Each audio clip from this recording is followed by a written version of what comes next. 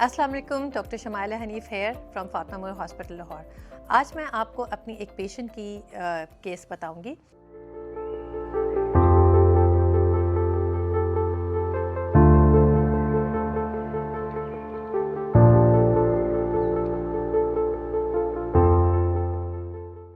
ये पेशेंट मेरे पास ओकाड़ा से रेफ़र होके आई थी। ये पेशेंट का सजेरियन फर्स्ट वीक ऑफ सितंबर में ओकाड़ा के एक प्राइवेट क्लिनिक में हुआ था। उनको प्रॉब्लम ये थी कि छिले के दौरान उनको 4 दफ़ा हेवी ब्लीडिंग के एपिसोड्स रहे। हेवी ब्लीडिंग इतनी ज़्यादा थी कि साथ में खून के क्लॉट्स भी निकलते रहे और उसके बाद उनको बहुत सारा वीकनेस फील होती रही। जब 2 दफ़ा ऐसा हुआ तो वो अपने ही डॉक्टर के पास गई, पर उन्होंने उनको सिंपल मेडिसिन्स दे दी और कहा कि ये खुद ही ठीक हो जाएगी। पर अनफॉर्चुनेटली उनका यही हेवी ब्लीडिंग के एपिसोड्स 2 मज़ीद दफ़ा हुए, जिसके बिना पे फिर वो ऑलमोस्ट 5 वीक्स के बाद मेरे तक पहुंची। जब मेरे तक आई तो फिर ऑब्वियसली हमने अल्ट्रासाउंड उनका प्लान किया।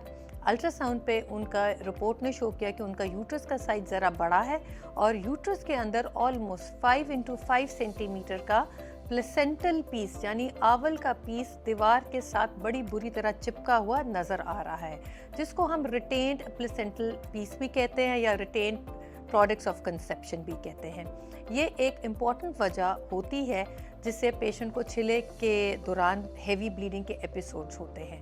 अब जब ये हमारे पास आई, इनको काउंसिल किया, इनकी अल्ट्रासाउंड रिपोर्ट इनको काउंसिल की और इनको फर्दर ट्रीटमेंट प्लान एडवाइस किया गया, जो कि है डीएनसी। यानी डीएनसी के ज़रिए ये जो चिपकी हुई आवल का पीस जो यूट्रस के अंदर नज़र आ रहा है, ये हमें निकालना पड़ता है, क्योंकि जब तक ये निकलेगा नहीं पेशेंट की हेवी ब्लीडिंग की शिकायत वहीं रह जाएगी। पेशेंट को प्लान किया गया, इनके ब्लड टेस्ट किया गया, सीबीसी किया गया, जिसमें इनकी हीमोग्लोबिन भी 9 ग्राम आई थी।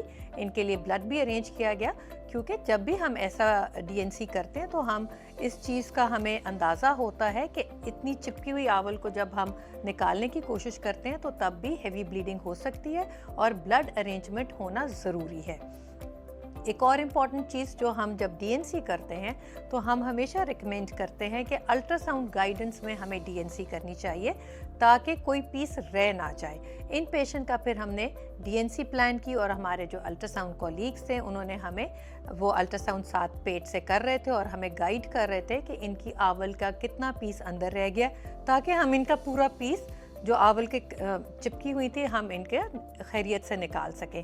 इनके डीएनसी के दौरान हमने इनको 2 ब्लड भी लगाए, क्योंकि थोड़ा सा ब्लीडिंग इनकी ज़्यादा हुई।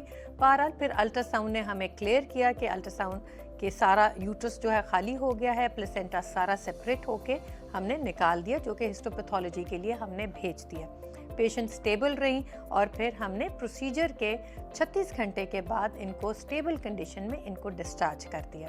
अब आप लोगों को बताने का मकसद क्या था, इस कंडीशन को हम सेकेंडरी पोस्टमार्टम हेमरेज कहते हैं। पीपीएच का मतलब है कि ब्लीडिंग डिलीवरी के बाद, बेशक वो नॉर्मल डिलीवरी हो या सजेरियन हो, अगर किसी खातून को छिले के दौरान तक हेवी ब्लीडिंग का एपिसोड हो तो उसको पोस्टमार्टम हेमरेज कहते हैं। अगर यही ब्लीडिंग पहले डिलीवरी के 24 घंटे के अंदर बहुत ज़्यादा हो तो उसको प्राइमरी पोस्टमार्टम हेमरेज कहते हैं, और 24 घंटे से लेके 6 हफ्ते तक हेवी ब्लीडिंग हो तो इसको हम सेकेंडरी पोस्टमार्टम हेमरेज कहते हैं। ये पेशेंट सेकेंडरी पोस्टमार्टम हेमरेज का केस था। नॉर्मली क्या होता है कि जब डिलीवरी के बाद अमूमन 4 से 5 दिन तक थोड़ा सा हेवी ब्लीडिंग रहती है पेशेंट्स को, क्योंकि यूट्रस का साइज़ बड़ा होता है, आवल इतनी ज़्यादा डिलीवर हो जाती है और पीछे जो प्लेसेंटल साइट है वहाँ से भी ब्लीडिंग होती है। तो शुरू डिलीवरी के 4-5 दिन तक थोड़े से हेवी ब्लीडिंग होती है। अमूमन ये कहा जाता है कि हो सकता है कुछ मेजॉरिटी केसेस में हर 4 से 5 घंटे तक पैड बदलने की ज़रूरत पड़ सकती हो। इसके बाद 5 दिन से ऑनवर्ड अगला हफ्ता इतनी ज़्यादा ब्लीडिंग नहीं होती, आप उसको समझें मॉडरेट ब्लीडिंग, जिसमें हर 7-8 घंटे बाद पैड बदलने की ज़रूरत पड़ सकती है। ये फ्रेश रेड ब्लीडिंग होती है। डिलीवरी के 12 दिन के ऑनवर्ड्स यानी कि 2 हफ्ते के बाद ऑनवर्ड्स ब्लीडिंग कदरे कम हो जाती है, जो कि डार्क रेड कलर की भी हो सकती है, ब्राउन कलर की भी हो सकती है और ये स्पॉटिंग तक भी रह सकती है। और फिर छिले के आखिरी 2 हफ्ते यानी कि 4 से 6 हफ्ते का जो दौरानिया होता है उसमें ब्लीडिंग तो बहुत ही कम हो जाती है। अमूमन डिस्चार्ज येलोइश वाइट कलर का डिस्चार्ज हो जाता है, जिसको हम लोकिया कहते हैं। तो ये एक सिलसिला होता है ब्लीडिंग का जो कि छिले के दौरान होता है। यूजली पहले 12 दिन या पहले 2 हफ्ते ज़रा ब्लीडिंग रहती है और फिर उसके बाद कदरे कम स्पॉटिंग और फिर येलोइश डिस्चार्ज होने लग जाता है।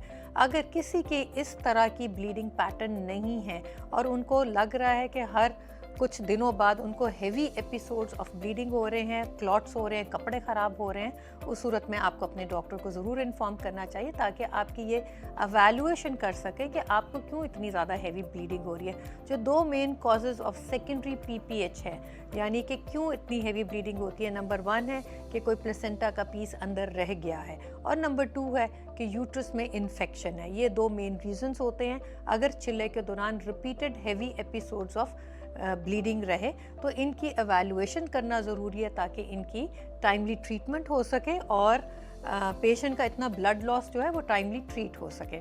अगर किसी की इन्फेक्शन की डायग्नोसिस हो तो उसके लिए एंटीबायोटिक्स दी जाती हैं जिसमें यूट्रस बहुत अच्छी तरह रिस्पॉन्ड कर जाता है। इसके बरक्स अगर अल्ट्रासाउंड पे ये ज़ाहिर हो कि उसमें आवल का पीस अंदर रह गया हुआ है तो उसमें फिर डीएनसी करनी पड़ती है, जो कि हम रिकमेंड करते हैं अल्ट्रासाउंड गाइडेड करें तो ज़्यादा बेहतर है ताकि ये क्लैरिटी हो जाए कि सारा पीस निकल गया, कोई पीछे रह नहीं गया।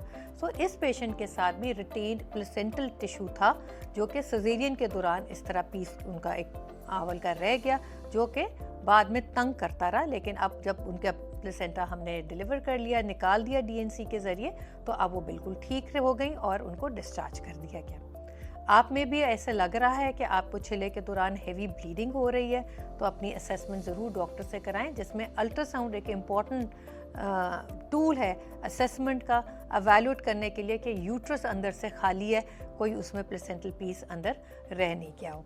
अपना बहुत सारा ख्याल रखें, खुश रहें, अल्लाह हाफ़िज़।